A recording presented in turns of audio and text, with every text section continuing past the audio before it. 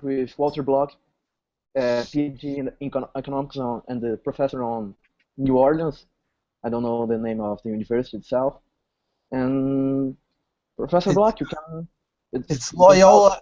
Loyola University. Okay. So we are going to cover. The interview will take about 1 hour and a half, 1 hour and 20 minutes. So you can follow the total of the time if you want.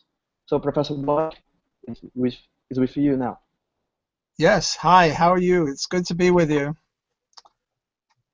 And the first we're going to cover now, we talk about your life and career. So if you want to tell us where you started being a libertarian, an author economist, or when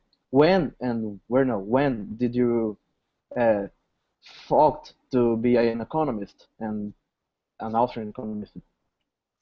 Well, uh, I started when I was a senior in college. I must have been maybe 22 years old, and Ayn Rand came to lecture at my school, Brooklyn College, and I was a socialist at the time. And I booed and hissed her because she was evil. She favored free enterprise and economic liberty, and I thought that that was horrible. It would lead to starvation. It would be just immoral. And after the lecture, there was this Ayn Rand study club that had invited her to Brooklyn College to speak, and they said anyone could come, and even if you disagreed. So I came, and I saw a long, long table with Ayn Rand at the head of the table and maybe 50 people on either side. And I was seated at the other end of the table, and I turned to my neighbor and I said, this capitalism stuff is no good. Socialism is the way to go. And he said, well, I don't really know all that much about it, but the people who do are at the other end of the table.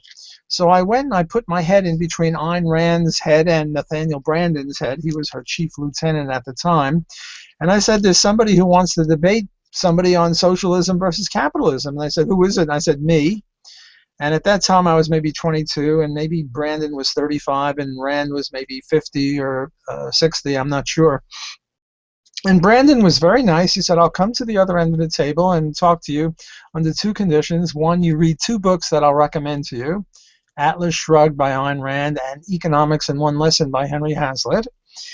And the other condition was that we not allow the conversation to lapse, that we continue until we settle it. So I talked to him, I read the books, I came to his house and Ayn Rand's house in Manhattan. I was in Brooklyn at the time, a borough of Manhattan, a borough of New York City. And after about 5 or 6 times, I was converted by Ayn Rand and Leonard Peikoff and Alan Greenspan and Nathaniel Branden and Ayn Rand and their group. And that's how I became a libertarian. Hello? Talking about books, we wrote one of the most influential books on the Brazilian libertarian movement, the Defendant the Undefendable One. And and what motivated you to create this book, to write a book about everything, about ethics, about economics, and even politics? And how how and why did you thought about that? Well, here's a picture of the first book, Defending the Undefendable. I didn't call it Defending the Undefendable 1 because I didn't know I'd write another one, and this came out in 1976. And here is Defending the Undefendable 2, which came out in what year? Let me see. Came out in 2013. And each of these books has about 30 chapters, and each chapter is dedicated to some person, an economic actor like the drug pusher or the pimp or the blackmailer or somebody like that, who does not do anything wrong according to libertarian theory. Wrong according to libertarian theory would be violating the non-aggression principle. And yet they're hated or prohibited by law, so I thought I would defend them.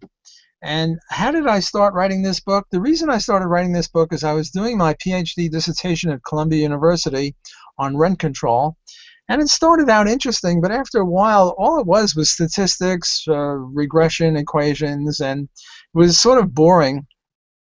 So I had a prompt myself. I had to motivate myself to keep writing because I wanted to get the PhD. And I would promise myself a whole day to do whatever I wanted if I just wrote one more equation and did one more bit of research. And then I would take a whole day and I'd write maybe what a great guy the gypsy cab driver was, somebody like who doesn't have a license to drive a cab. And then I'd go another week and I would do more on the dissertation, and then I'd get a whole day off and maybe I'd write about the inheritor or the ghetto merchant or the speculator, the middleman, the profiteer, to pick chapters from this book. And by the time I finished my dissertation 2 years later, I had about 30 articles. And I put them together, and that was this book. So that's how I that's how I wrote it, because it was just sort of a motivation to finish a boring dissertation. And I finished the dissertation, and I had 30 articles, and I got them put in a book. And I sent out this a book to maybe 500 publishers, and only 3 showed any interest and said, yeah, show me some more chapters. And out of those 3, only 1 published it. So I guess my lesson is, if you have something that you think is important, keep pushing. Don't let them say no. My motto when people say no to me is pearls before swine. You know, they're a bunch of dummies or ignoramuses or non-libertarians or non-Austrian economists. Oh, I suppose I should say how I became an Austrian economist.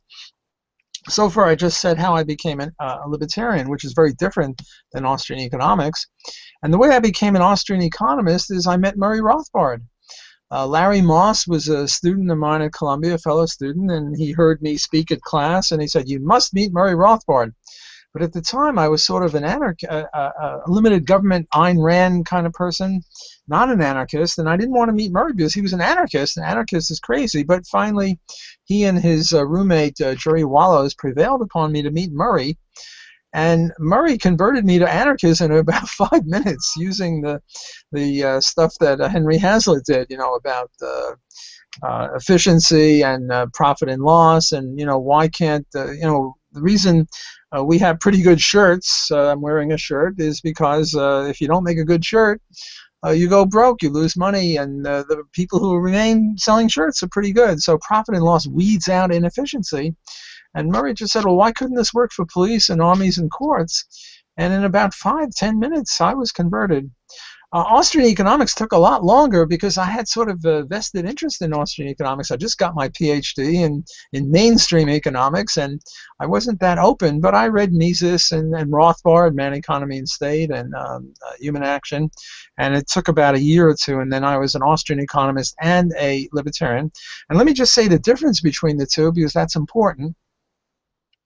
A libertarian is political philosophy. It's normative, it's an ethical theory, and it says what is right is keeping your mitts off of other people and their property unless you get their permission.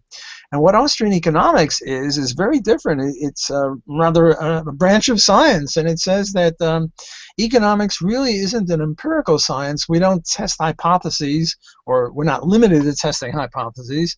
In addition to testing hypotheses about economics, there's also economic law.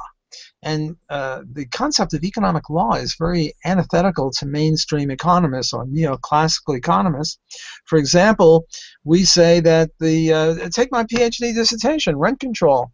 That was on rent control, and we said if you limit housing prices, you put a price on rents, there'll be a shortage of housing. And this is absolutely apodictically true and undeniably true. And if the econometric studies don't show this, well, then so much for the econometric studies, the statistical studies. My dissertation advisor was Gary Becker, and he won a Nobel Prize, I think, after that. I forget when he won it in. And every once in a while, my econometric equations would be wrong. You know, I would show that rent control really helped housing. There were better houses with rent control, and sometimes the results were even statistically significant. And Gary Becker was really an Austrian to his core, although he wouldn't admit that he was an Austrian. And what he said is, Block, go out and do it again until you get it right. So what was testing what? Were my stupid econometric equations testing the law of rent control? or was the law of rent control testing my econometric equations? Well, the mainstream economists, of whom Gary Becker really was one, but not in this instance, says, you know, the econometrics is all, and there's no such thing as economic law. They're only hypotheses. Whereas as an Austrian, I would say there is economic law. And I mean, sometimes we test hypotheses, you know, what the elasticity of the demand for bananas is. There's no economic law about that. But there are economic laws about rent control and free trade and minimum wage laws and banking and all sorts of other things. So that's a difference between Austrian economics and libertarian. And about Austrian economics, what we're going to cover now, capitalism. What is capitalism in Austrian economy? Well, capitalism used to be a bad word. I think capitalism was invented by Marx to denigrate the free market people or businessmen or something. And it's sort of like with black people in the United States. I don't know what it is in Brazil, but they used to be called the N-word, and the word is so hyper that I don't even want to mention the word. It's the N-word. N is in Nathan or nobody or nothing. N. And blacks were denigrated by being called that, and then they started calling each other that as almost a word of approval. Well, it's similar like that with capitalism. We were denigrated, we were excoriated for being capitalists, and we adopted the word. So capitalism or free enterprise or free market or laissez-faire just means that people buy and sell and own property and rent and lend money and stuff like that. And it means, from the Austrian point of view, that capitalism is a very beneficial system. It's mutually beneficial because all capitalism consists of is voluntary commercial acts between consenting adults. So getting back to this shirt of mine that I'm very proud of, I have this gray shirt. Let's say I bought this shirt for 20 bucks. I valued the shirt more than the 20 bucks, and the guy who sold me the shirt valued the shirt less than 20 bucks. So I made a profit off of him, and he made a profit off of me. We had mutual benefit in the ex ante sense of anticipations, namely the reason we agreed to this trade is we each thought we would be improved by the trade. Ex post, you know, sometimes you regret your trade, but ex ante, necessarily you benefit. And all capitalism consists of is a whole concatenation of trades, buying and selling and renting and lending and making gifts, and it's all capitalism. And that's what laissez-faire capitalism is, namely that government makes very, very few or none regulations on free enterprise, and that's what capitalism is. And why capitalism is not a zero-sum game? Because socialists would say that, okay, even if the trades are voluntarily and even the marginal utilities are different, etc., all the explanation why are voluntarily, even though if everyone wins, for example, I win 30 from selling you your T-shirt. If my price was 20 bucks, you have 10 bucks more than would have with a $30 price. So they would say, yeah, even though if capitalism is a voluntary trade, it would continue to be a zero-sum game. It wouldn't be a zero-sum game because let's say I bought this shirt for 20 bucks. I had to value the shirt at more than 20 bucks. Otherwise, why would I bestir myself to buy it? I mean, if I valued it 15. And I saw the price at 20, then I would lose $5 by buying it, so I wouldn't buy it. So let's say I valued it 30. Well, if I valued it 30 and I paid 20, then I made a $10 profit. And let's say you sold me the shirt and you valued it at $1 because you had thousands of them and you only valued it at $1. You made $19 worth of profit. So it's not a zero-sum game. It's never a zero-sum game, at least ex ante, in the anticipation sense. Namely, the reason we went into this agreement is because we each saw a benefit for us for doing it. Now, ex post, you know, maybe I regret buying the shirt, maybe you regret selling it. That's a different issue. Usually, people benefit ex post as well. There might be a lemon car or something that you regret buying, but usually, you buy a shirt, you buy a newspaper, you buy a pair of shoes, you buy a book. You don't regret buying it, and you made a profit. So there's no zero-sum game. Poker is a zero-sum game. Poker, if you win $100, it means I lost $100. That's a zero-sum game, but the free enterprise system is a positive-sum game. And socialism. And why is socialism? What is socialism in the Austrian tradition? Okay, well, first, what is socialism? And there are really two definitions of socialism. One is from each according to his ability, to each according to his need. And that's one version of socialism. If I'm very productive, I have to produce a lot, and if I don't really need too much, I'm young and strong, I just get a little. Whereas you are old and fat, I'm reversing things here, and you can't produce too much, so I have to give you stuff. That's one version of socialism, and the libertarians can adopt this if it's done on a voluntary basis. For example, the commune or the kibbutz or the voluntary socialist commune, or I don't know, I work at a Jesuit university, Loyola University, and the Jesuit order believes in this. So if it's done on a voluntary basis, it's okay. Even the family, the ordinary family, mother, father, and a little girl, the little girl eats not in accordance with her ability to earn income, but in accordance with her needs. So if it's done on a voluntary basis, this kind of socialism, voluntary socialism, is innocuous, and libertarians can embrace it. On the other hand, if you're forced into doing it, if you're forced to giving people money that you don't want to, it's just theft. Okay, so that's one definition of socialism. Another definition of socialism, the more technical definition, the economic definition of socialism, is the government owns all the means of production. Now, you can own your personal underwear, you can own your shoes, you can own maybe a bicycle, you can own eyeglasses, you can own maybe a wristwatch. I don't know about that, I'm not sure. You can own personal things, but you can't own any of the structure of production. You can't own a restaurant. You can't, like in Cuba, you couldn't own a restaurant. You can't own raw materials like coal or iron or oil or something like that. You can't own a factory.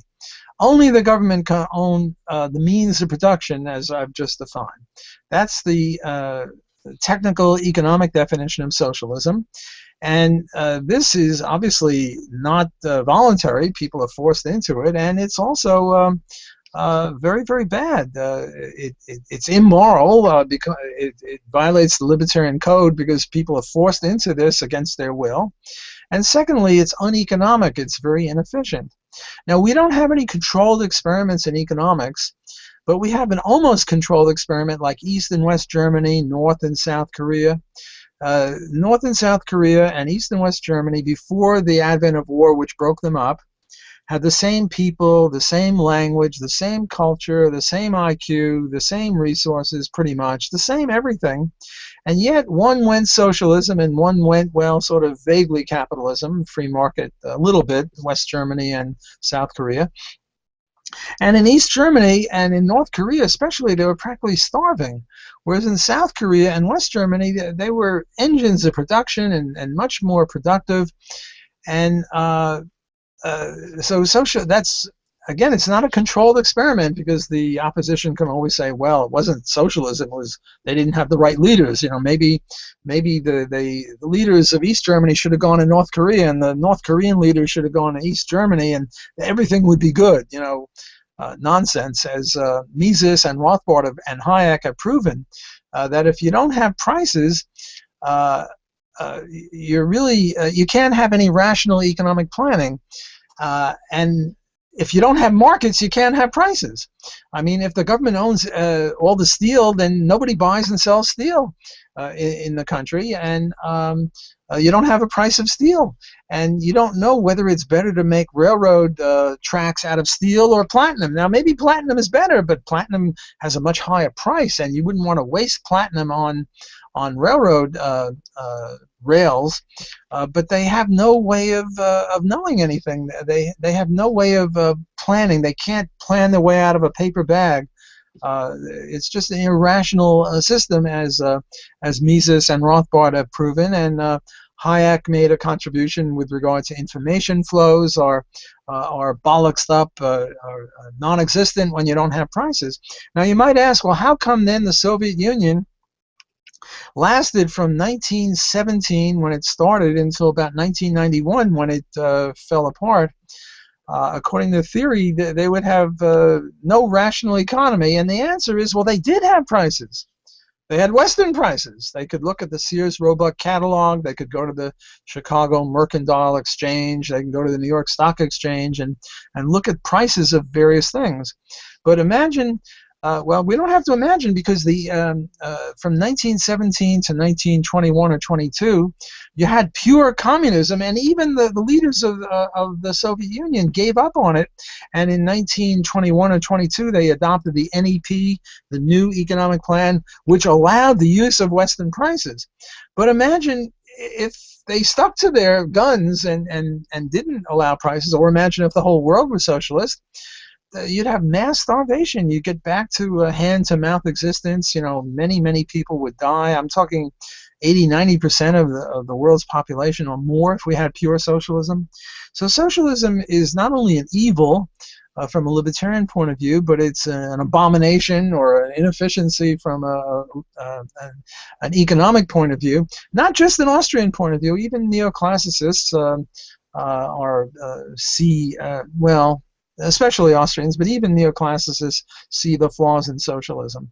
And except for North Korea, and now Cuba is changing, I don't think we have, maybe Venezuela, they're starting in with a little socialism, and you can't buy toilet paper there.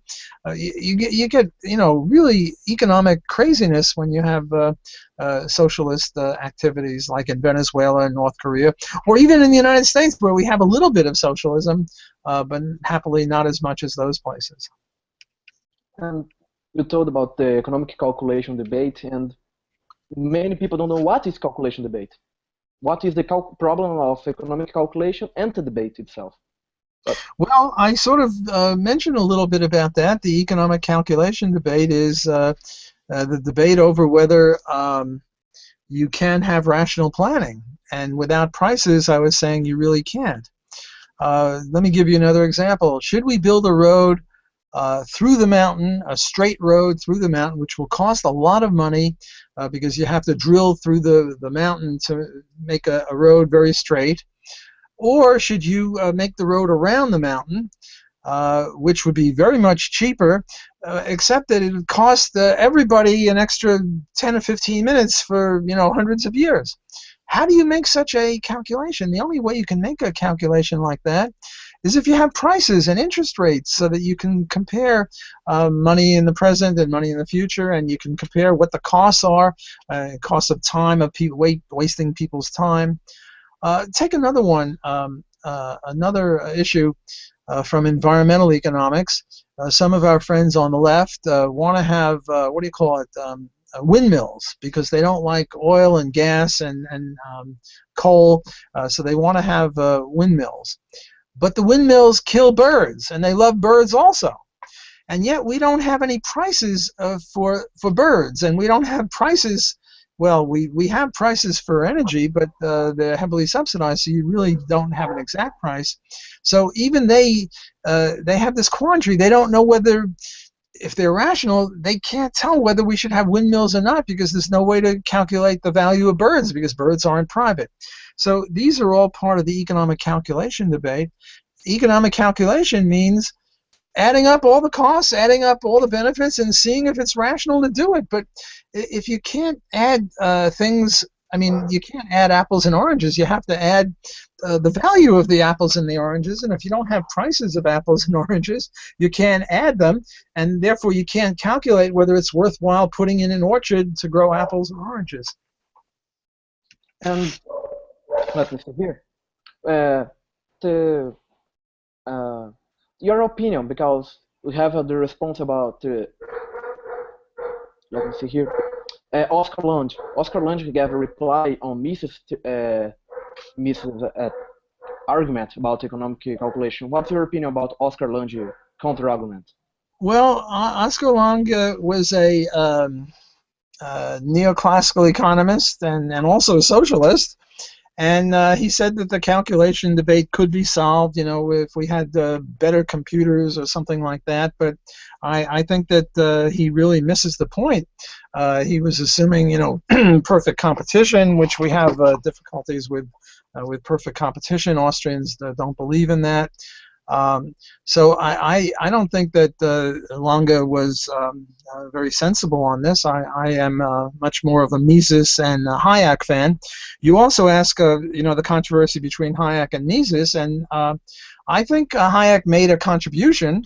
There are really three arguments against socialism. One is the calculation, that's Mises. The other is the information, which is Hayek. And the third one is the incentive problem. And I think all three problems are very important, but I think Mises had it best because he really incorporates the Hayek information thing. But still, I think Hayek made a contribution, especially for non-economists who would now see the information flows as important. I mean, the Hayek point was, well, if the Washington, D.C., or I guess Sao Paulo is the capital of Brazil, which is the capital of Brazil? Brasilia. Brasilia. It's just a bigger city in Brazil. Right. Okay. So if everything had to go to Brasilia from all over Brazil, just think of the information flows. Every person, there I don't know how many million Brazilians, and each of them, many of them are in charge of businesses or what have you. The amount of information would be just horrendous. That was Hayek's point. The weakness of it is if you get supercomputers, well, maybe they can maybe they can solve that one. But I think the Mises problem, the Mises contribution is even more important and more basic. And he's saying, look, if you don't have prices, you can't calculate. Suppose somebody like Hayek talks about, should he hire Joe or Pete? Well, Joe has got this benefit and Pete's got that benefit, and now somebody in Brasilia is going to decide who he hires. It's just crazy. So I think both Hayek and Mises made contributions, but I think that where they diverge, I'm a Misesian. I support Mises, not Hayek. What is your opinion about the involvement on externalities on economy and the market? Externalities. Well, externalities are a so-called market failure. And our friends, the neoclassical economists, are always coming up with market failures. Now, there is market failure in the following sense, that markets are comprised of human beings like you and I. And human beings like you and I are imperfect. So if that's all you mean by market failure, namely that sometimes businessmen make a mistake, well, there's market failure in that sense. But that's not what they mean. And the benefit of the market is when you make a failure in the market, you lose money. And if you lose money, eventually you go bankrupt, and the people who are left a little bit better. That's why we have pretty good shirts and shoes and wristwatches and books and toys and things like that. But that's not what they mean by market failure. What they mean by market failure is that somehow the government could step in and improve the market because there's some sort of endemic or systematic or systemic failure in the market, not just human incapacities. Okay, so what are the main market failures? One is monopoly, another is public goods, another is externalities, another is unequal income. Okay, so that's sort of a background for externalities. It's a market failure, which means that the people who espouse this fallacious doctrine think that government can improve things. Okay, but there are two kinds of externalities. There's external economies and external diseconomies, or positive externalities and negative externalities. So first let's talk about a negative externality. What a negative externality is smoke. I'm building, I don't know what. I'm building pens. Here, I have a pen factory, and I'm building pens, and I have to pay private costs. I have to pay the cost of the raw materials. I have to pay insurance. I have to pay salaries, wages. I have to pay interest on loans. All that are private costs, and that's fine for the neoclasses. But there's this other cost, namely the smoke that comes out of my chimney and affects you. This is called an external diseconomy or negative externality, and people say, that is neoclassical economists say, well, this is a market failure and the government's got to fix it. And here I rely, as I rely on many, many things, on Murray Rothbard. He had a magnificent essay called Air Pollution. It was a longer title, but it had air pollution in it. And what he says is, look, these smoke particles, they're not an negative externality, they're a trespass. And government is supposed to be in charge of property rights, and trespass is a violation of property rights. And the way Murray tells the story, or my twist on it, is as follows. In the 1830s in the U.S., and my knowledge of the history of this is mainly the U.S., but I'm sure something like this is similar in Brazil. In the 1830s, there was some little old lady that would hang up her laundry out on the clothesline. There were no dryers in those days. And she hung it up with a clothespin on a string or on a rope. And when she hung it up, it was wet and clean. She comes back 2 hours later, and it's dry, but now it's dirty. And she has a lawsuit against the factory 2 miles away, and she says, that their factory sent over dust particles into my laundry and into my lungs, by the way, and it got my laundry dirty, and I want two things. I want damages. I want them to pay for my laundry, and I want an order from the court to say that they should stop it. Or there'd be a railroad, and the railroad would set off sparks 300 feet away, and some farmer would come to court and say, hey, that railroad, it burned my hay, and I want an injunction, namely a court order to get the railroad to stop it, and also damages. And in the 1830s and 1840s and 1850s, not always were these environmental plaintiffs' suits successful, but the courts were open to it, and sometimes they would win and sometimes they would lose. If they proved that their property was being inundated, was being trespassed upon, the court would uphold property rights, and this had several beneficial effects. First of all, you had environmental forensics. Forensics is to try to study where did this dust particle come from. I mean, right now we have laws against murder and rape. So we have forensics if you see a dead body, you look for fingerprints, you look for hair follicles, you look for blood, you look for semen in the case of a rape. So you'd have a similar environmental forensics with regard to dust particles. Where did this dust particle come from? Let's go sue that factory and not the other factory that might be innocent. So that's one benefit. Another benefit is that railroads were led and factories were led by an invisible hand, Adam Smith's invisible hand, to use clean burning but more expensive anthracite coal rather than dirty burning cheaper sulfur coal, because if you used anthracite coal, there wouldn't be any environmental plaintiffs suing you, whereas if you use the sulfur coal, you'd have environmental plaintiffs suing you for damages. So we were led by an invisible hand toward green or environmentally sensible things. And another benefit was that the railroad now had an incentive to put a spark catcher on its trains, so that the sparks didn't go 300 feet away, but they were confined. And the factory had an incentive to have a chimney, and in the chimney they'd have a mesh, something capturing the dust particles. A filter. A filter is a good word. Thank you. You know English better than I do. Thank you. A filter. So this would mitigate the problem. Okay, so now what happens? We get to the progressive period in the 1880s and 1890s and 1900s, and at that time, Great Britain was #1, and the U.S. wanted to be #1 powerful country. And how do you get to be #1 powerful country? By taking the side of little old ladies who hang out laundry or factories?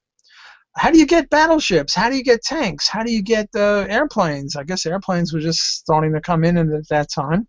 By taking the side of the railroad or the farmer? Obviously, by taking the side of the railroad and the manufacturer. So now when the environmental plaintiff would come to court in 1905 or 1915 or 1890, the court would say something very different. They would say, yeah, they violated your property rights. You're stinking, selfish, private property rights, which we are going to ignore because there's something more important than private property rights, and that's the public good. And what does the public good consist of? Railroads and manufacturing. Now, they did offer a SOP to the plaintiffs, and they had a minimum smokestack height regulation. See, when the smokestacks were 10 or 20 feet high, it's easy to figure out where the dust particles came from. But now they said the smokestacks had to be much higher, 100 or 200 feet high. In other words, they sort of put the problem into the clouds or under the rug or whatever. And now it's very difficult to tell where the pollution problem is coming from. But the whole pollution problem is created by government because government is not allowing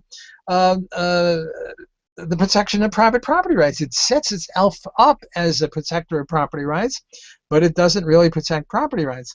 So that's external diseconomies. Now let me do external economies. An example of an external economy, you see, in the case of external diseconomies, there were private costs and then there were costs that spilled over onto other people. Well, in the case of external economies, there are private benefits and then there are other benefits that spill over onto other people. So what are the private benefits? And the example I'll use is education, which most people use as an example of an external economy. Well, what are the private benefits of education? Well, you'll get a higher salary, you'll have a more worthwhile job, you'll have more fun on your job, you'll meet a better spouse, you'll meet better quality friends, whatever it is. Those are the private benefits. And that's the reason that you pay for an education. And most of the pay for education is not so much out-of-pocket costs, but alternative or opportunity costs, namely the money that you could have been earning at a job while you're being educated. Okay, so you're spending money on education, and those are private benefits, and we don't have any problem with that. We neoclassical economists have no problem with that. But there are external benefits that spill over onto other people. For example, if you become educated, you're more likely to vote better, vote more intelligently, you're less likely to be a criminal, you're more likely to be a good neighbor, things like that. And you can't charge people for those things, and therefore you're not getting enough education. Just as in the case of pollution, you were polluting too much, in the case of education, you're not getting enough education. You're getting the education that private considerations would determine, but you're not getting more education that the public benefit would also entail. So the government's got to, I don't know, subsidize education, or have tax credits for it, or whatever. And Murray Rothbard again pulverizes, intellectually demolishes this idea that the government should, deal with this. Look, right now I'm going to smile. See, I'm smiling. And I've benefited you, Jose and Andre. You now benefited by the fact that I smiled at you. And now I'm going to charge you for smiling at you. That's exactly what the logic of this is. And Murray says, it's sort of crazy that people should be allowed to charge other people for providing benefits when the other people didn't agree to pay. I mean, you never agreed to pay if I smiled at you. Also, I take a shower every once in a while, or once a month, whether I need it or not, and all the people around me, maybe not in Brazil, although I can get pretty smelly, benefit from the fact that I take a shower. So now the government should subsidize my soap? I mean, that's crazy. So another argument against this education business is most of it, I don't know what education is like in Brazil, but what education is like here, higher education, is mainly promoting socialism and cultural Marxism and all sorts of craziness. I mean, in the sociology department, in the philosophy department, they're all a bunch of socialists, mainly. I mean, I'm painting with a broad brush, but most academics are leftist, socialist, cultural Marxists, interventionists, you name it. They're horrible. And what they do is they teach their students all this, and even economics is no better than it should be, although I think economics is a lot better than these other subjects. And one proof of this is getting back to rent control, the subject of my dissertation. Where do you think rent control is most popular? In the U.S., it's in Cambridge, Mass., and Ann Arbor, Michigan, and San Francisco and Los Angeles. And what do you have in those places?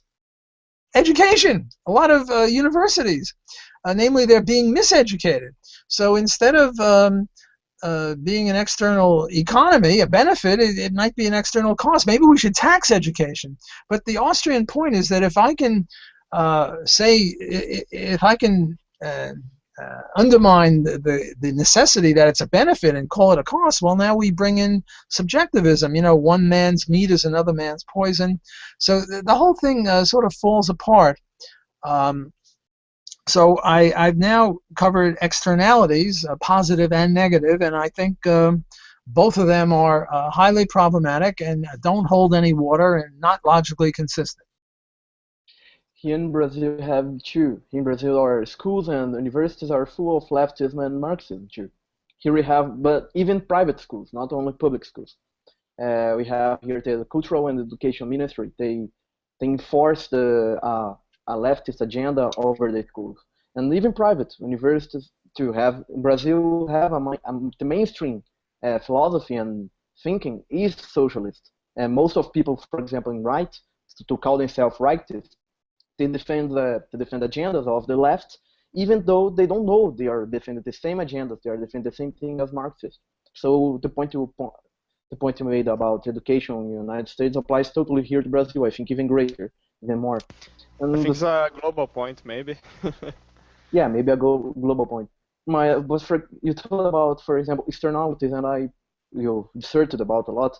And I want to ask you, what's the problem with regulations? Of state regulations on externalities? What's the problem not only on ethics of philosophy, libertarian philosophy, but economically? What they lead from? What their consequences are? Well, the mainstream view of regulation is that business is exploitative, and business will cheat, and business is evil, and business is very bad, and therefore government has to regulate business so as to help the consumer.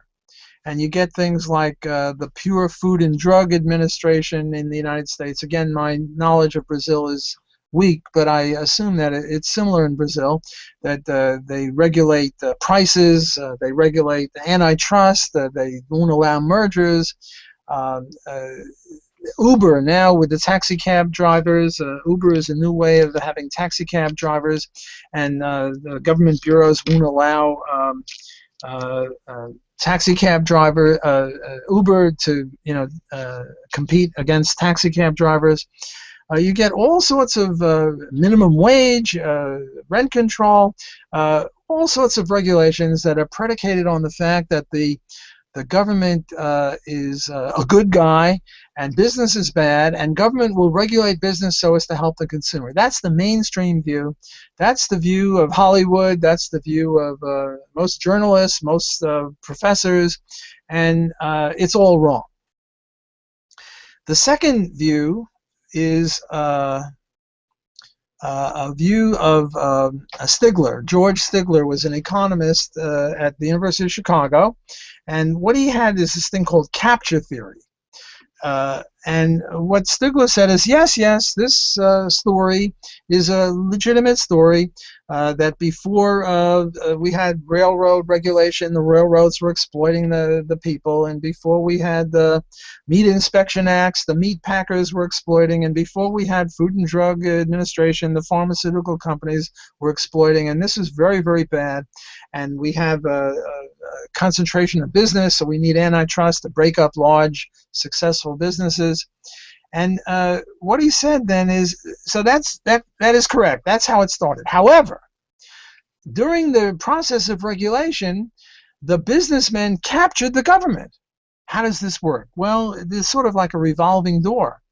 Let's say you work for the Food and Drug Administration, regulating a pharmaceutical company. And you're a low-level bureaucrat, and now you get a job working for Pfizer or Squibb or some pharmaceutical company. And why do they want you? Because you know something about regulation, and they have to worry about the regulators, so they want to hire you to be a person who will defend the company against the regulator. And you work for the company, maybe Boeing or an automobile company, whatever it is, for 5 or 10 years, and then you go back to government at a much higher level because now you have experience in the target of regulation, in the regulatee, in the business, and you can be a better bureaucrat.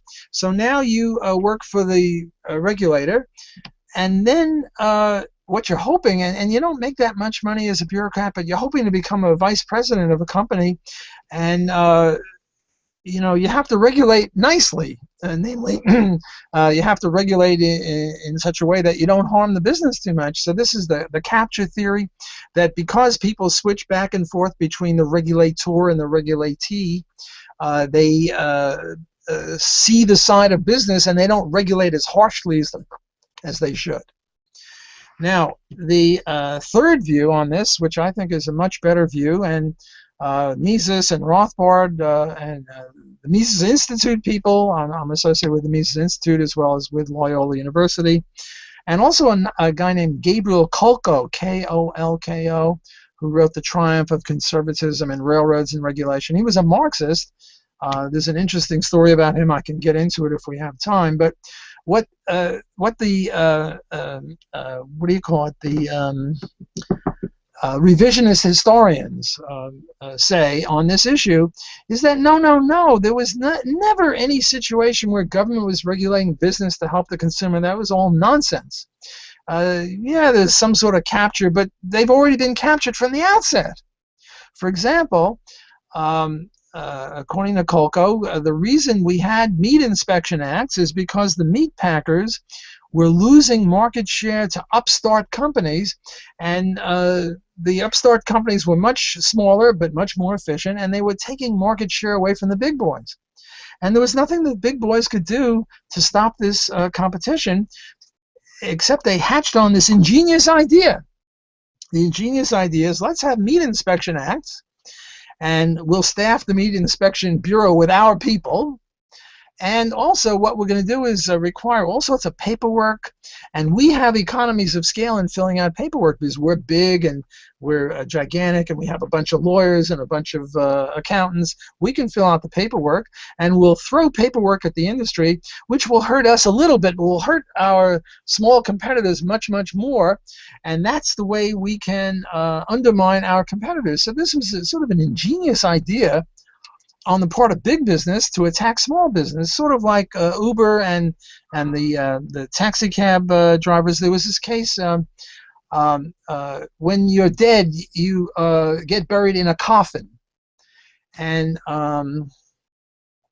in New Orleans there were people making coffins, and the people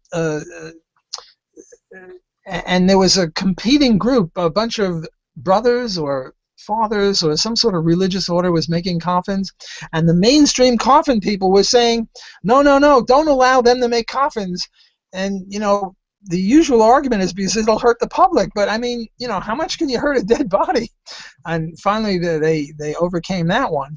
Another example, and here Milton Friedman, I'm not a real big fan of his, but he was really excellent on this.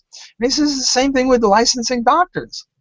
The reason we license, you see, the mainstream view for licensing doctors is that if we don't license doctors, any idiot will become a doctor and will hurt people.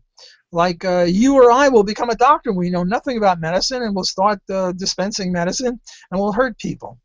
And what Milton Friedman said, and Ron Hamaway, a friend of mine recently deceased, wrote a book on this as well. And what they said, they took the revisionist historian view, and they said, no, this was never to help people. This was a plot this was a scheme on the part of doctors in the AMA in the early days in Canada. Ron Hamoy wrote about Canadian situation, which is very similar to the U.S. What happened was a bunch of doctors said that there were too many doctors, and all these competing doctors are lowering the prices, and what we've got to do is start an AMA, American Medical Association, and we've got to limit the number of medical schools, and we've got to limit the number of freshmen or students that the medical schools can accept for as pupils, so that the supply curve shifts to the left, or there are fewer doctors and higher prices. And that was a total scheme. And Milton Friedman says, look, in in Cuba, when Castro came in the 70s, a whole bunch of Cubans escaped from Cuba and came to the United States. And the physicists got jobs in physics departments or in laboratories. The chemists got jobs. The mathematicians got jobs.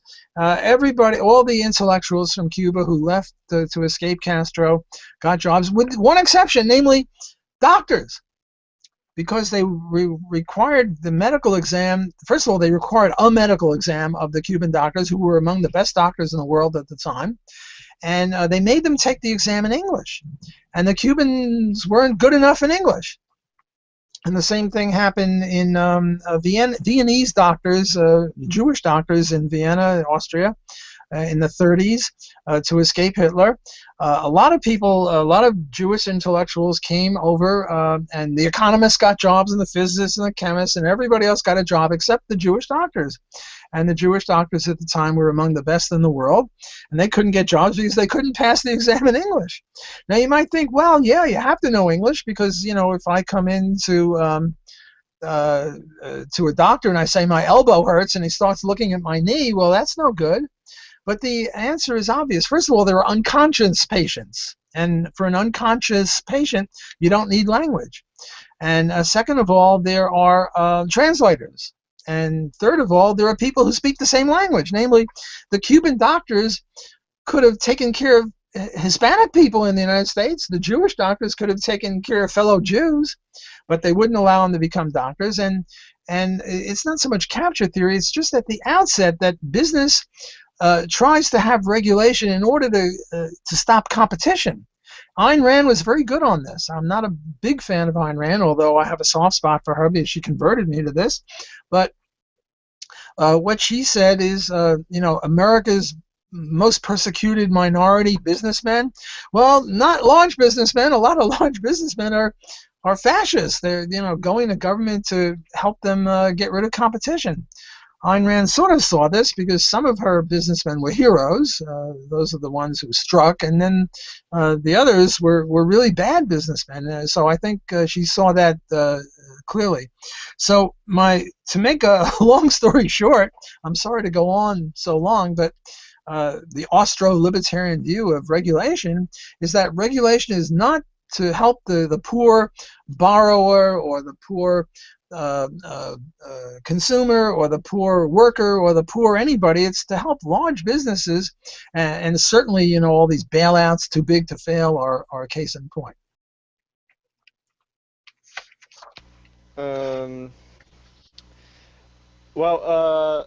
On the animal rights in the libertarian perspective, why the animals don't have rights as humans, human beings, and all the vegans, the people who don't eat meat or cheese or something like that, they really love to push on this argument, like, oh, the animals do have rights, Well, again, I am thankful to Murray Rothbard. He wrote about this very brilliantly, as he writes about just about everything. And what he said is, look, suppose we go to Mars and we find creatures that look like a half between an octopus and an ostrich. And we're about to kill them because they look like an octopus and an ostrich, and they say, stop, we are rights-bearing creatures. We promise not to violate your rights, and we ask that you not violate our rights. Even though they look a little funny, they look like animals. Murray says that if they're smart enough and ethical enough to promise, even in their own language, we could get translators, that they won't harm us, and they won't violate our rights, and they want us to respect their rights, then we are obligated to view them not as animals, but as rights-bearing creatures, even though they look a little funny. Now, there are two animals, the chimpanzee and the, who are those, the smart animal that is in the water? Dolphins. Dolphins and chimpanzees are the smartest animals, I think. Maybe pigs are smart. I'm really not sure which are the smartest animals. But chimpanzees and dolphins are not smart enough to have a language that they can articulate anything about rights and promises not to violate our rights. And also they sometimes kill people, so they're not really ready for rights. Another argument against rights is, if we say that animals have rights, now consider a lion who attacks a zebra and kills the zebra. Do we consider the lion guilty of murder? No, of course not. And yet, if we thought that animals had rights, we would remonstrate with the lion. We'd say, lion, don't eat the zebra because the zebra has rights. The lion isn't going to listen to us. The lion is, not a rational creature. And the argument is, that if they really had rights, then the lion would be guilty of murder. And no one thinks the lion is guilty of murder. So no rational person can think that lions or zebras have rights. Now, I used to think that one of the great weaknesses of libertarianism was over animal torture. Now, I'm not talking about dog fights, and I'm not talking about cock fights, rooster fights, chicken fights. That's not really animal torture, because animals fight in nature. It's their nature.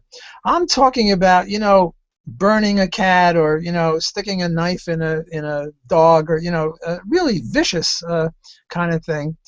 And what I really want in my heart of hearts is to criminalize this behavior.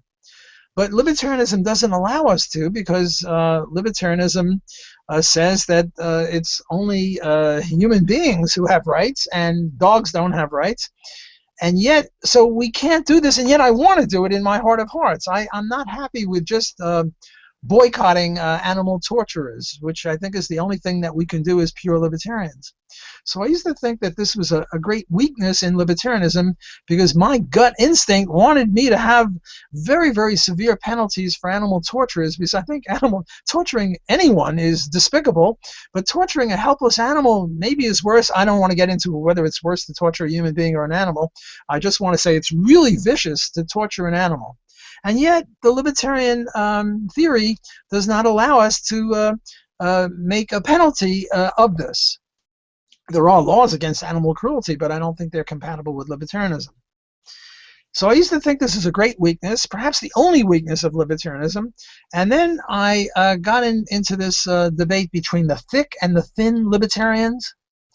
So let me talk just a little bit about that. According to thin libertarianism, the only aspect of libertarianism is the non-aggression principle and private property rights based on homesteading. That's it. According to the thick libertarians, sometimes they adhere to this, sometimes not, but most of them they do. But then they add on all sorts of other things, like you have to be tolerant, you have to be a feminist, you can't be a hater. And yet, to me, as a thin libertarian, if you hate or are intolerant, as long as you don't interfere with the rights of the people you hate, you're okay. Look, suppose I hate all, left-handed people. I think they're all commies. I hate them. I won't have anything to do with them. I'll boycott them. I'll discriminate against them. I won't date a woman who's a left-handed person. I'm just evil. I hate lefties, left-handed people. But I won't violate their rights because I'm a libertarian. Am I a libertarian? Well, according to thin libertarianism, I am. According to thick libertarianism, I'm not, because I'm intolerant, I'm a hater, I'm a bigot, whatever. Well, I'm a thin libertarian, and this idea of animals is a thick libertarian concept. So the way I resolve this problem, I no longer call it a weakness in libertarianism. It might be a weakness in thick libertarianism, but not a weakness in thin libertarianism, because thin libertarianism is horses, they put on what do you call it? Uh, blinders or something like that, where the horse can only see ahead. The horse can't look peripheral vision. I think we libertarians have to put on the blinders, and we have to look just at the non-aggression principle. And the non-aggression principle applies only to humans, so thin libertarianism only concerns itself with human beings. So it's not a weakness of libertarianism that it doesn't concern itself with animal torture. It's just that's what thin libertarianism is. It's a theory as to how human beings can interact with each other, and we include human beings as animal-looking like creatures who are rational. But the animals that we now know, even the chimpanzees and the those other guys whose name I keep forgetting. Dolphins? Dolphins, thanks. Sorry, I'm losing my mind here. Aren't rational enough. If a dolphin kills a seal or a dolphin kills a fish, we don't blame the dolphin. If a chimpanzee in the wild kills, I don't know, whatever animals chimpanzees kill, we don't say that they're murderers any more than the lion and the antelope. So that is my view on animal rights. Walter Block, professor, here you talk about, for example, the four externalities, and one point of that the vegans here in Brazil push for regulations on the research and development of new medicines because they use chimpanzees or any other animals to test it. What's your opinion about that? Continue, just follow up your previous opinion. Well, I disagree with the vegans and the PETA, P-E-T-A, People for the Ethical Treatment of Animals. That's what they call them in the United States. And what they do is they go to laboratories and they let all the monkeys out, or the rabbits, or the cats, or the rats, or whoever they're dealing with. Look, some of these experiments are trying to cure cancer. They're trying to cure MS. They're trying to cure AIDS, or they're trying to cure horrible diseases. And it's easy to see that most people that sometimes I ask my friends on the environmentalists, which would you rather save, 2 little children or the last 2 eagles or the last 2 creatures, some animal or whatever? And I'll tell you, I'll save the human beings first, unless somehow saving the animals will save more human beings, which is another issue. At least the vegans are consistent. They don't eat animals, and they won't use leather belts or whatever. Now, the case, I guess, against animal experiments is stronger when you talk about not experiments to cure disease, but rather experiments to make better makeup or make better, I don't know, lipstick or something like that. But, if animals don't have rights, we should be able to eat them. I mean, most people are meat eaters, omnivores, and animals are omnivores, and animals are carnivores. And I think the argument against the vegan, or the argument against the PETA, is the lion. When the lion kills the zebra, do you vegan call the lion a murderer? And if so, you're crazy. And if not, you're inconsistent. So I think the vegan case sort of falls apart. Now, not every vegan says this. Some vegans just don't like to eat meat. That's fine. They might even use leather belts or leather shoes. But the PETA people, PETA, some people of the Animal Rights League, or whatever they call themselves, are much more radical. Well, the argument against them is the lion and the zebra. How do they get around that one? I don't know. This nature is so aggressive. It's like a problem here in Brazil. If someone murders someone, the problem is the society, not the individual, Well, society never murdered anyone. No. They will say no. The problem is the nature. The nature made the lion kill the zebra. They can eat tofu or something like that. Well, that's right. Nature did make the lion kill the zebra, but nature doesn't make us kill people unless you're a psychopath or something like that. And people like that, you just have to either execute or put in jail or something, because they're just like animals. And Walter Block, professor, here we're going to now talk about labor economics, and to introduce the subject, I would to show your book here, Labor Economics from a Free Market Perspective. Of course, we'll be flipping on in screen. And I want to talk about one topic here. It's about immigration. You here in the book you discuss your counter-argument, Hans Hermann Hoppe, about the immigration issue, and of course this book was written uh, before, and now what's your opinion now?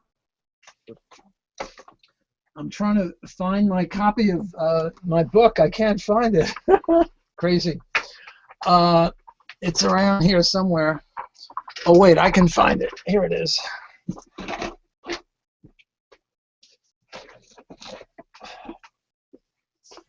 Here is my book, Labor Economics from a Free Market Perspective. I've got 20 different books. I'm very, I write a lot. If anyone is interested, email me and I'll send you a copy of the books. Most of them are available for free. They're available electronically. The Defending book is available electronically. Let's talk about immigration. I revere Hans Hermann Hoppe. He's a friend of mine. I like him. I love him. I think he's one of the most creative Austro-libertarians ever to walk on the planet. He is magnificent. He's made wonderful contributions to both Austrianism and to libertarianism. But I don't agree with him on everything. You know, we're not Randians here. We're not a cult. We don't have to agree with each other on everything. We can disagree with each other on some issues. Look, Ron Paul is pro-life. Murray Rothbard is pro-choice. Murray Rothbard and Ron Paul are two of the leading libertarians, and yet they're on opposite sides of the abortion issue. Hans and I are both leading libertarians, if I can compliment myself by saying that, and we disagree on this issue. It doesn't matter. I mean, it matters. It's important, but the point is we don't all have to agree. These are very tough issues that we're dealing with, and I'll just give you my views on that. And you know, I think Hans is wrong on this issue. Okay, so Hans's point is, there are three ways that we can deal with international relations. One, international economic relations. One is exporting goods or importing goods. And in that case, there's an exporter and an importer. One guy exports, the other guy imports. There's an agreement between two people. The second way that people can interact economically internationally is with investment. I invest in a lumber mill in Brazil. Well, I'm from the U.S. and you're in Brazil, and you sell me some lumber mill, and I buy the lumber mill, and you agree, and I agree. And again, there are two people who agree, as in the case of exporting and importing. But Hans says, in the case of immigration, there's no two agree. There's no two people who are agreeing. There's just an immigrant who pops up somewhere else. I go to Brazil without any leave of anyone, or you come to the United States without asking any permission, without getting anyone's agreement. And what Hans says is that this is trespass. He says it's trespass for anything to occur unilaterally without two people agreeing. Okay, I think that is a fair summation of Hans's point. Let me say why I disagree with this. Okay, you guys, Jose and Andre, you're in Brazil and you want to come to the United States. And what you do is you take a helicopter and you come over some empty part of Alaska or some empty part of Wyoming or some empty part of, I don't know, Colorado in the Rocky Mountains somewhere. Now, the BLM, Bureau of Labor Management, owns that, but it never homesteaded any 1 square inch of it, so from the libertarian point of view, its ownership is invalid.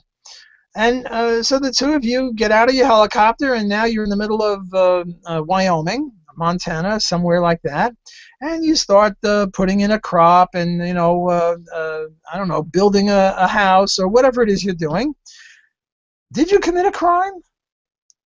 Did you violate the non-aggression principle? Are you a trespasser? Did you trespass onto some private property? No. I don't think you're per se a criminal by doing that, or if I do the same thing in somewhere in Brazil, some empty place in Brazil. Heck, even if you do it in Audubon Park, as far as I'm concerned, Audubon Park is right near me in New Orleans. It's owned by the government, but I don't think they're the legitimate owners of it. So if you start homesteading part of that, as far as I'm concerned, you're okay.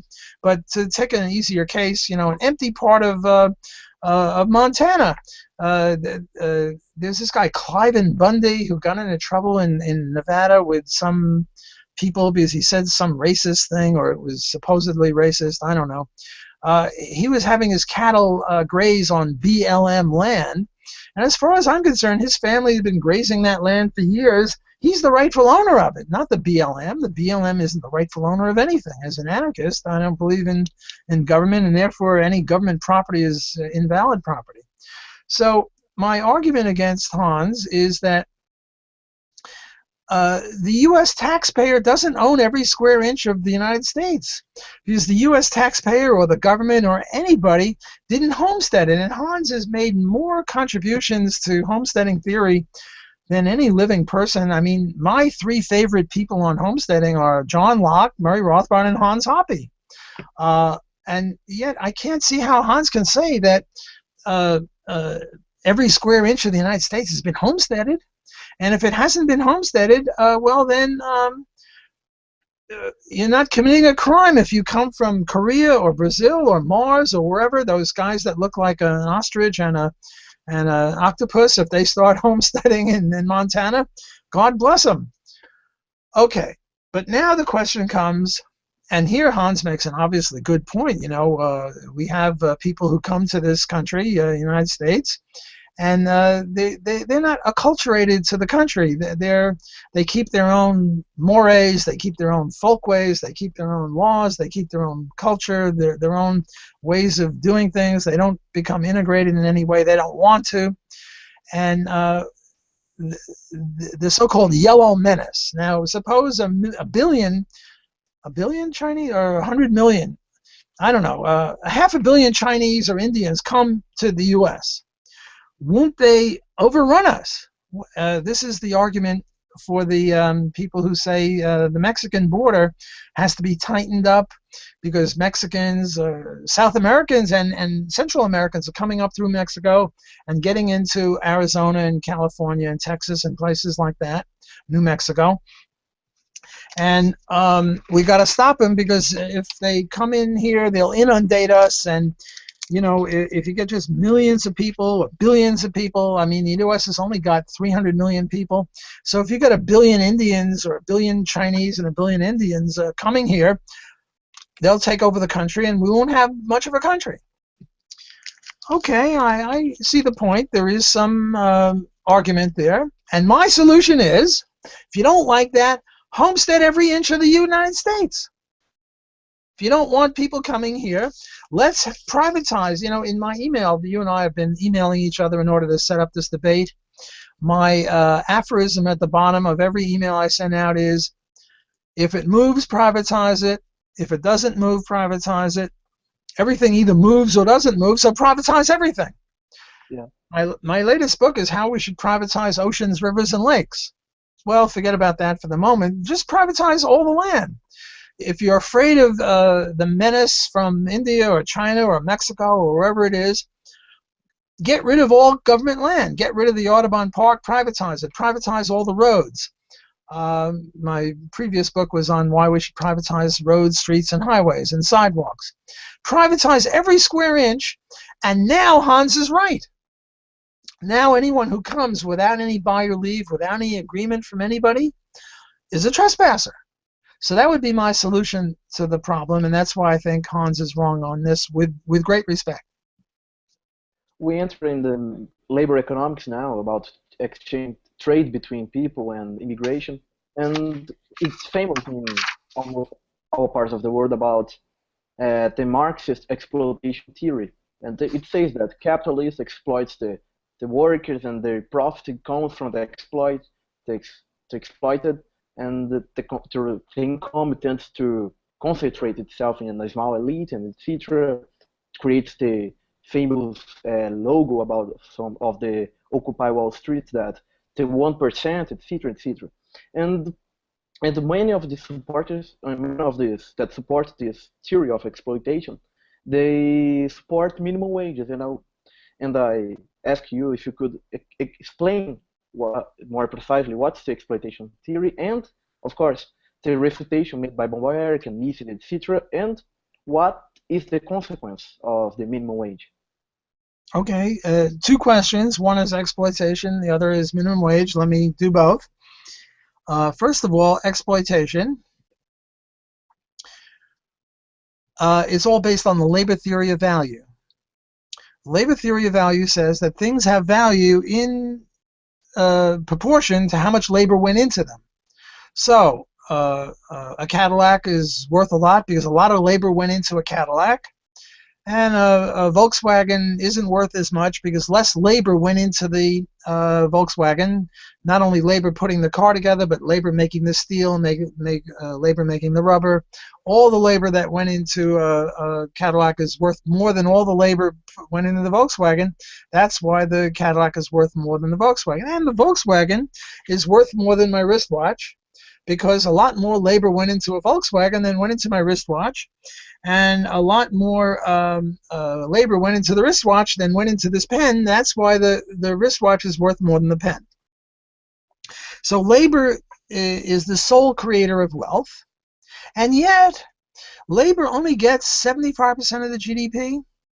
Where does the rest go? It goes to land, it goes to profits, it goes to interest, it goes to dividends, goes here and there, and that's all exploitation. Namely, the capitalist provides nothing except maybe leadership, so he gets a little bit for labor. I mean, if we're Marxists, we can admit that the capitalist does do some labor, but he gets a lot more because he gets rent, he gets interest, he gets profits, he gets all sorts of things that have nothing to do with labor, and that's exploitation. So that's the Marxist theory, and if we believe in the labor theory of value, they got a point. But the labor theory of value is silly. The labor theory of value is wrong. The labor theory of value is nonsense. It's economic illiteracy. How can we prove this? Well, we can prove it because the mud pie and the cherry pie have the same amount of labor in them, and nobody wants a mud pie and everyone wants a cherry pie, and yet they have the same amount of labor in them. So labor could hardly be the total be-all and end-all of value. I don't deny that labor has something to do with value, but it's not necessary. There's lots else that goes into it. At one time, the hula hoop, you know what a hula hoop is? A circle that people would turn around in. At one time, the hula hoop was very, very popular. And it took a certain amount of labor, and the hula hoop sold for a lot of money. And then all of a sudden, people didn't want the hula hoop. They just didn't want any more hula hoops. Don't ask me, styles change. And yet the hula hoop from yesterday had the same amount of labor in it as the hula hoop from today that nobody wants to buy. So how could labor be the sole determinant of value? Women's dresses are always going up and down. The hemlines are up, they're down, whatever. So this year, I don't know what the style is. Let's say it's mini skirts. So mini skirts are very valuable, and they have a certain amount of labor in them. But next year, let's say it's long skirts that all the women want to wear, and nobody wants to wear a mini skirt, say. Well, then the mini skirt isn't worth anything. But it has the same amount of labor as it always had. So the labor theory of value is silly. I bend down, I pick a gold nugget as big as my fist, and I hardly did any labor, and it's worth millions. So labor theory is silly. Now they try to say, well, the socially necessary amount of labor, they try to get around it that way, but that just makes it into a tautology. Then, they define mud as not socially necessary, but cherry pies are, the whole thing is silly. So I disagree with Marxist theory. There's no exploitation. Bill Gates made a lot of money. He made a lot of money by enriching everyone else. He sold a computer for $500. The people who bought those computers valued it at $600. They made $100 profit. He valued the computers as $10, so he made $490. Whatever, I'm just using these numbers as an example. He got rich by enriching everyone else. Ray Kroc, the guy who did McDonald's, got rich by enriching everyone else. The way you make money in business is not by impoverishing people, by enriching them. That is laissez-faire capitalism. There is such a thing as crony capitalism, of course. And the present Pope Francis from your neighboring country of Argentina, he doesn't make a distinction between crony capitalism and free market capitalism. He thinks that it's all exploitative. Crony capitalism is when they get a subsidy or a regulation or a prevention of competition, they can get very rich, and that's not honest. That is exploitation, but not due to the labor theory value, just exploitation. So business sometimes exploits, many times exploits, but not laissez-faire business. Corporate crony monopoly capitalism business does. Okay, so now the minimum wage. Look, if I really wanted to hurt left-handed people, I've got it in for left-handed people today, and I'm afraid to shoot them, and I'm afraid to beat them up because they're stronger than me. I'm old and weak. I can't beat them up, and they got bigger guns. But I really hate them. So what I'm going to do is I'm going to pass a law that left-handed people should make $5,000 an hour. Nobody's going to hire them. Well, maybe there'll be one or two left-handed people. I don't know. Maybe LeBron James is lefty for all I know. Some movie actor might make $5,000. Well, I'll just make it $50,000 an hour. They'll all be unemployed. The point is, what I'm doing is pricing them out of the market. I hate left-handed people. I'm powerless to beat them up or shoot them. I mean, this is all hypothetical. I hope nobody is, thinking that I hate left-handed people and want to shoot them. That's silly. I'm just making this up. The way to hurt them is to have a minimum wage just for them. Namely, what I'm doing is I'm saying that the reason people want to hire people is because of their productivity. So wages tend to equal productivity. If my productivity is $20 an hour and I'm making $1 an hour, someone else will offer me $1.01, someone else will offer me $1.02, someone else will offer me $2, $3, $4, and make less and less profit off of me as the wage goes up, but make profit off me. So my wage will tend to be $20. On the other hand, if my productivity is $20 and my wage is $30, then people will lose $10 an hour by hiring me. So wages tend to equal productivity.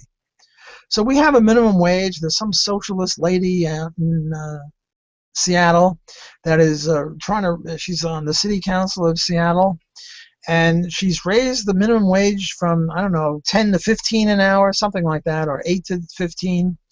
Well, what about all the people whose productivity is less than 15 or less than 8? They were already unemployed, and now people whose productivity is $9, $10, $11, $12 an hour,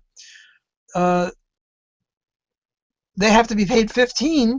So if your productivity is $12 an hour and you have to be paid $15, the employer will lose $3 off of you.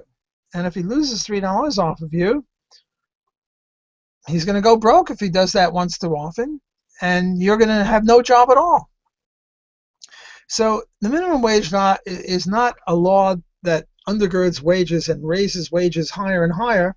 Rather, the minimum wage law is like a barrier over which you have to jump in order to get a job, and the higher it is, the harder it is to jump over it. I mean, the high jump record now, I think it's something like 8 feet or 8 feet 2 inches. Very few people can jump over that. Imagine if we had a minimum height jumping regulation of 8'2", there'd only be 5 people in the country employed, the people that can jump over 8 feet.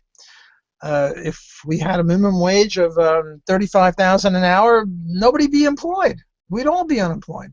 No, but we have a minimum wage of, say, $10 an hour, which means that people whose productivity is below $10 an hour can't get a job and can't keep a job, because anyone who gives them a job is going to lose money on them and go broke. Why do we have a minimum wage law then? Why are people so stupid? Well, one is education. We've discussed that with the external economy of education, and they're taught by sociologists and political philosophers and other economically illiterate people, that somehow the minimum wage law will help the poor. It's not going to help the poor. It just makes them not get a job. The unemployment rate for teenagers is double the unemployment rate for adults in the United States. It never used to be that way. Before the advent of the minimum wage, there was no big difference between adults and teenagers. And teenagers are less productive than adults because adults have experience and other things and whatever. It's just ridiculous. Another thing is, every time summer comes, and summer is almost upon us in the United States and Northern Hemisphere, school is out for June and July, and people say, well, hire the high school kids, hire the teenagers. And nobody wants to hire them at 7 or 10 or 15 an hour. So you know what they do? They make a lower minimum wage. They have a special dispensation for people, $2 or $3 an hour minimum wage for teenagers, so that teenagers can get a job. But these are the very people who favor the minimum wage, and yet here they're admitting that the minimum wage is no good, because if it was so good, why should you make an exception to it? Look, penicillin is good. It cures illnesses. You don't want to make an exception for a sick person. You'll hurt them. By their own logic, they shouldn't be making exceptions in order to help us hire teenagers, and yet they do. So they don't even believe in their own idiotic law of the minimum wage. So why should we believe in it? Yet it's very popular. In the United States, Obama's raising it to $10 an hour or $11, something like that. I'm not sure the exact amount. And it's wildly popular. People are, just economically illiterate.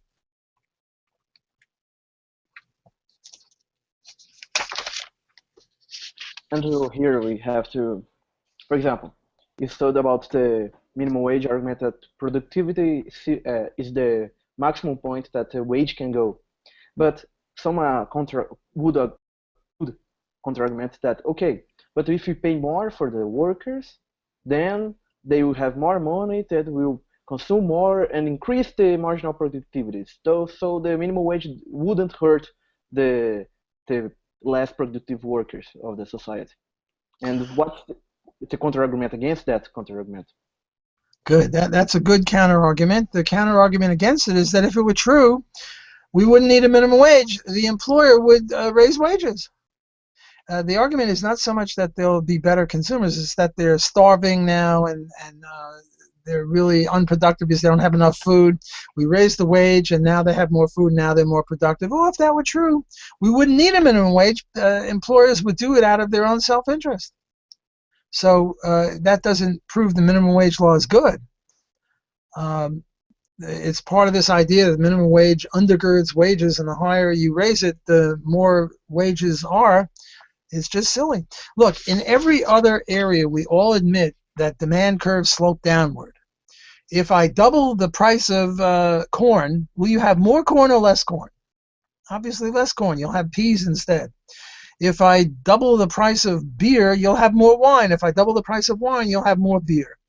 If I raise the price of a Cadillac, you're more likely to buy a BMW, and if I raise the price of a BMW, you're more likely to buy a Cadillac.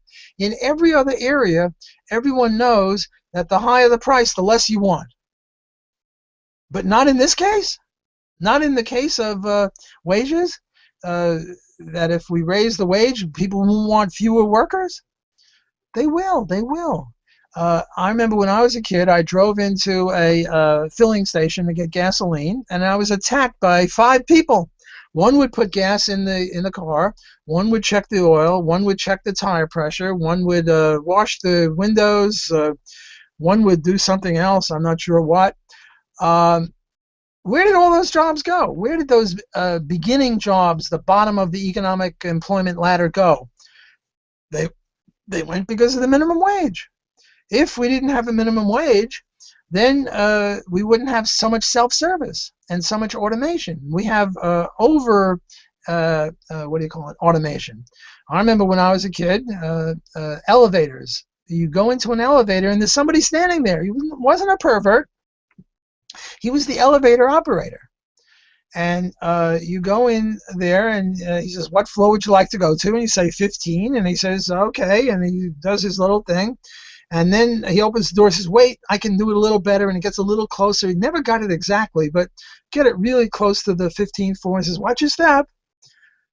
Well, when the minimum wage law went from 40 cents to 70 cents, almost a doubling, the next day, how many elevator operators were fired? None. They weren't fired.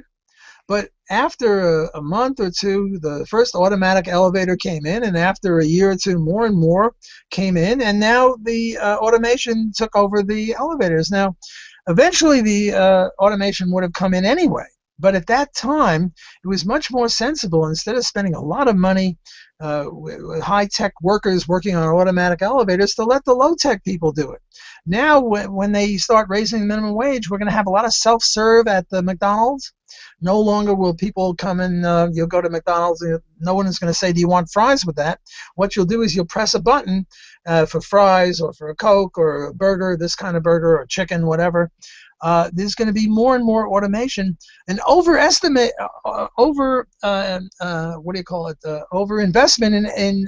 in automation. We don't need all that automation. Look, right now we could have a robot doing a lot of things, but robots cost $1 million. But if we keep raising the minimum wage, we're going to get robots doing things. So I think that this argument is fallacious, that if we raise the minimum wage, people's productivity will rise. Minimum wage just unemploys people. Walter Williams, one of my favorite economists, and Thomas Sowell, another one, black economists, talk about the South African wage discrimination, where there was job reservation laws. There were certain laws that were only for whites, and the unions wanted to have a minimum wage to get blacks unemployed, because the employers were trying to get blacks into these jobs reserved for whites. Minimum wage attacks those who are least able to defend themselves, the poor, the black, the unskilled workers, teenagers.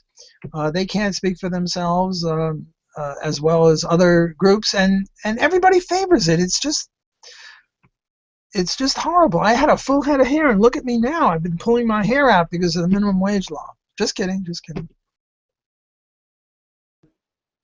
And here, but the social security here in Brazil is compulsory. The government imposed that workers should save something, and this money goes into the National Development Bank, and etc. etc. And the consequence, not only economical, I don't know, but political consequence of the imposing social security and the government taking compulsorily money for investment, what they call. Yeah, well, we have Social Security, so-called Social Security, in the U.S. as well, and people put in money and with less inflation, and then 30 years later with more inflation, and the inflation isn't fully indexed, so they get cheated that way. It also breaks up the family. Before Social Security, old people were helped by middle-aged people. And now the attitude is, why should we help grandma or grandpa? Let the government help grandma or grandpa. So it sort of breaks up the family. Another problem with Social Security is, if people are so stupid that they won't save for their old age, why should we let them vote if they're that stupid? On the other hand, if we let them vote, that means we think they're smart enough to decide, war and peace and economic issues and all this and that, but they're too stupid to save for their old age? So you have some sort of contradiction here. I think what we should do is, just get rid of Social Security. In the United States, we didn't have Social Security until 1933, 1935, something like that. I'm not sure. And, then when we started Social Security, for every Social Security recipient, there were, 5 or 10 workers. Nowadays, there are fewer and fewer workers and more people getting Social Security. Eventually, there'll be dozens of people getting Social Security and only a few people working. How's that going to work? The whole thing is, it's sort of like a Ponzi scheme. That you're not getting your own money back. You're getting money, like the first people who got Social Security didn't put it in Social Security because Social Security wasn't invented yet. I'm 73 years old. I'm getting Social Security now. I'm not getting my own money. I'm getting money that young people are working on. And when the young people get to be my age, if Social Security is still in existence, which it might not be, they'll get money from younger people. So it's really a Ponzi scheme, and we put people in jail for Ponzi schemes. We ought to put the Social Security Administration in jail for running a Ponzi scheme. And the difference, we can point out that the difference between the private social security and the public is that because public is just a distribution scheme, or it's not an investment scheme. No, you're right. Not only is it a retirement scheme, but it's also a redistribution scheme, taking money from rich, giving it to poor, which is a whole other issue. My favorite attack on egalitarianism and income equalization, and nowadays in the United States, everyone's worrying about the unequal income. And they want to take money from rich and give it to the poor. Why should we just take money from the rich and give it to the poor? How about IQ points? Why don't we take IQ points from the rich, smart people and give it to the stupid, poor people? I don't think a lot of intelligent people would like to give 50 IQ points to stupid people, assuming that they could do this. Or take eyes. I have 2 eyes. Both eyes are working, and I'm not blind. There are blind people out there. Maybe what we should do is have a lottery. And I don't know what proportion of the people are blind, maybe 2%. Let's just say 2% of people are blind, and have a lottery for the other 98%. And the loser of the lottery has to give 1 eye to a blind person, assuming that we could transfer eyes. Well, you know, when you go from 2 eyes to 1 eye, all you lose is depth perception. You're not going to be a professional basketball player. You're not going to be a professional baseball player with 1 eye because you don't have depth perception. But otherwise, you know, with 1 eye covered, life goes on. You know, you don't see quite as well, but what the heck, you know, you don't need a seeing eye dog or a cane. On the other hand, when you go from no eyes to 1 eye, oh my God, that's marvelous. I mean, when you're blind, you can't see anything. You know, you need help. You need a seeing eye dog or a cane or a person to help you around. You have a very unhappy life, which doesn't mean that all blind people are unhappy, but they'd be much better off with 1 eye. So now the Austrianism in me rebels against this. I'm now getting into interpersonal comparison and utility, but be that as it may, at least I realize I'm making that mistake. So what we should do is have this lottery for sighted people and make 1% of them give up their eyes to blind people, assuming we could transfer eyes. Not too many people would go for that. I wouldn't want to give up my eye. I wouldn't want to have a lottery with a 1% chance of losing my eye. And if somebody took my eye against my will, I would be very miffed. I would think that I was being stolen from, or, you know, my body parts were, one of my body parts was being taken from me. I would consider that assault and battery. I would consider that a crime. And yet that's what they do, only they do it with money. Look, the reason the poor people are so poor is not because of capitalism. It's because we don't have as much capitalism as we should. Again, the way Bill Gates got rich was by enriching everyone else. So if you really want to cure poverty, let's have laissez-faire capitalism. Let's have less socialism, less interventionism, less regulation, more freedom. Hey guys, I promised you an hour and a half, and it's now more than an hour and a half. So I'm going to have to get off. But I enjoyed this very much, and maybe in a month or 2 we can do it again, because I know you have other questions, but I'm sort of running dry. Yeah, now we would finish the interview because I saw the time. And was a pleasure to meet you and interview you and make questions. I apologize for any English mistake I made. It was really rusty. No, your English is great. No problem. I understood every word. No apology, please. And I would love to have you back here in our channel to interview you in a more specific question, not so many topics. And we don't cover all the subjects that we agree to maybe cover, but it's a pleasure to talk with you, and I hope that we in the future we talk more, and maybe personally if I go to the Miss University, and uh, and let me okay, and I would thanks to everyone who watched our whole interview. We have now 20 spectators, and I want to thank you for staying with us this whole time.